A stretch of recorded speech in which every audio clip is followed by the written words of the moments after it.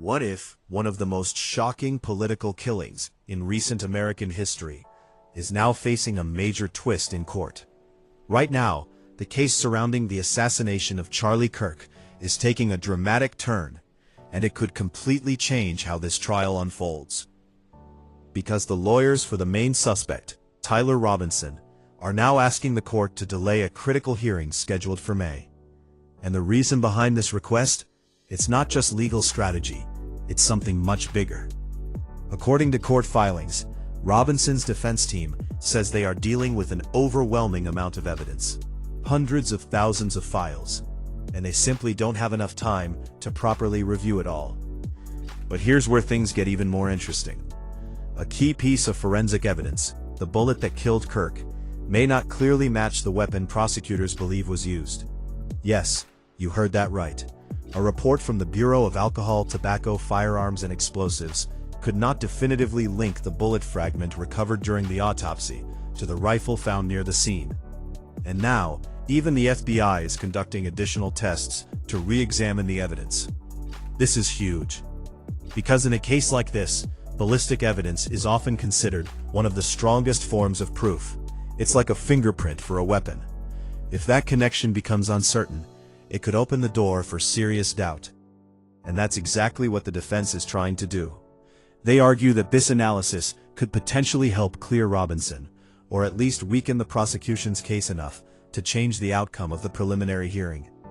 But prosecutors are pushing back hard. They say they still have strong evidence tying Robinson to the crime, including DNA allegedly found on the rifle's trigger, cartridge casing, and ammunition. However, the defense counters that multiple people's DNA was found on some of those items, making the situation far more complicated than it appears. So now, we have a legal battle forming around one central question. Is the evidence strong enough to move this case to trial? Or is there enough doubt to slow everything down? And remember, this is not just any case. Prosecutors are seeking the death penalty, which raises the stakes even higher. That means every piece of evidence will be examined under a microscope. Now let's zoom out for a second. The shooting itself sent shockwaves across the United States. Charlie Kirk was killed during a live speaking event at a university campus in Utah, in front of a large crowd. It wasn't just a crime, it became a political flashpoint, sparking debates about extremism, security, and free speech.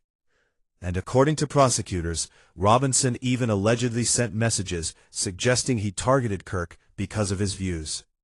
But again, the defense is now working to challenge how strong that narrative really is. Adding another layer to the story, Robinson is scheduled to appear in court again on April 17th, where discussions will also include whether cameras should be allowed in the courtroom. That's important, because this case has already drawn massive media attention. So here's where things stand right now. The defense wants more time. Key forensic evidence is being re-examined. Prosecutors are pushing forward aggressively, and the outcome of the upcoming hearing could decide whether this case moves toward a full trial. And the biggest question of all, could this delay and this new forensic uncertainty completely reshape one of the most high-profile criminal cases in America right now? Because if the foundation of the evidence starts to crack, everything else could follow. This story is far from over, and the next court hearing could be the moment that changes everything.